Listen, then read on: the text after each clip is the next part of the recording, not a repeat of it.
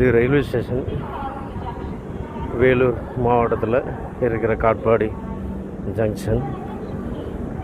கொஞ்சம் பேர் தான் இந்த பிளாட்ஃபாரத்தில் இருக்கிறாங்க. நிறைய ட்ரெயின் வருது போகுது, நிறைய ஜனங்க அங்கங்கே இருக்கிறாங்க.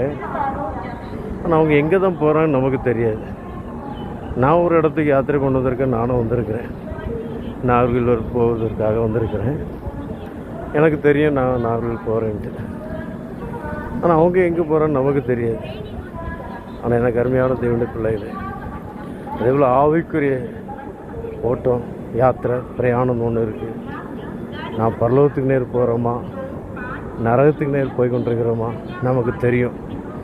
நிச்சயத்தோடு ஓடணும். நிச்சயம் இல்லாதவனா நான் ஓடேன்னு சொல்கிறேன் சுத்தப்போ.